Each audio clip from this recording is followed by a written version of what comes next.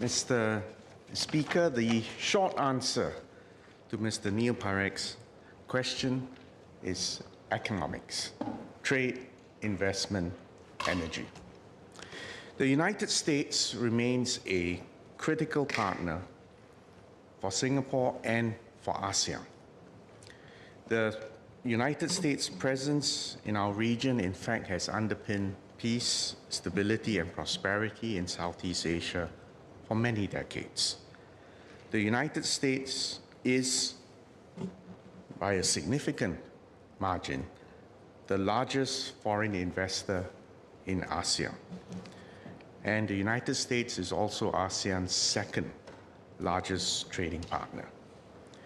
The United States has been an active supporter of ASEAN, and this includes strengthening collaboration in new growth areas, for instance, artificial intelligence, cybersecurity, and the energy transition.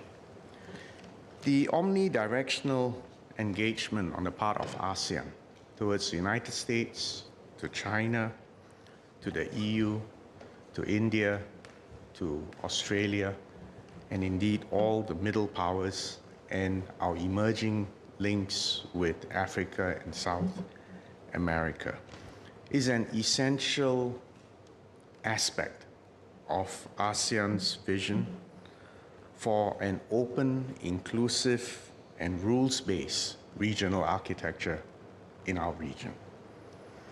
We believe this is the way to secure peace and prosperity, and also based on the appreciation of the fact that, in fact, in contrast to many other parts of the world, Southeast Asia remains at peace and has good prospects for significant growth in the decades to come. In this respect, the United States' commitment to the ASEAN outlook on the Indo-Pacific, which they have expressed on previous occasions, is reaffirmation of this point. We will keep emphasizing the mutually beneficial nature of ASEAN's interactions and engagement with the United States. This engagement will continue to contribute, in fact, for mutual benefit of both ASEAN and America, and create an area in this part of the world which is safer, stronger, and more prosperous. It's worth reminding this House that, in fact, if you add cumulatively all the economies of the members of ASEAN, we already constitute the world's fifth largest economy, cumulatively. And we expect to be on track to become the world's fourth largest economy by 2030. The trade and investments from the United States into our region supports, obviously, hundreds and thousands of jobs in Southeast Asia, but similarly, it also supports over 600,000 jobs in America itself. So the point here is that this is a mutually beneficial relationship. And ASEAN's rapidly developing economics presents significant opportunities for American companies, including areas like critical minerals, energy, manufacturing, technology, including digital and AI. Another point worth emphasizing is that 1/3 of global trade passes through the critical shipping lanes in Southeast Asia, including the Straits of Malacca and Straits of Singapore, and beyond that into the South China Sea. The United States' presence in a region, both economically and therefore also having interests to protect from a defense perspective, has been crucial to maintaining stability and opportunities in our part of the world.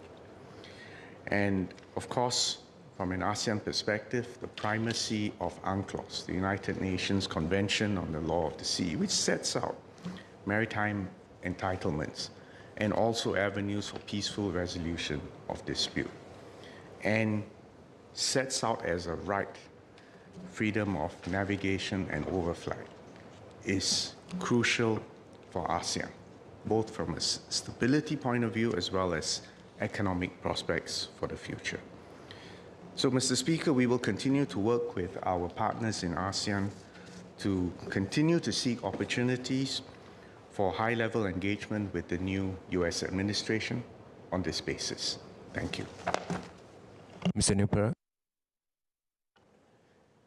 I thank the Minister for the comprehensive response as well as the comprehensive discussions during COS with all the other political office holders.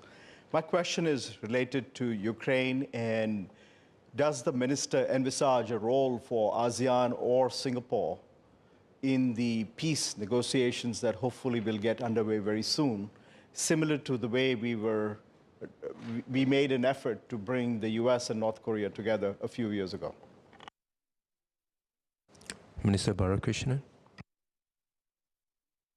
The short answer is no.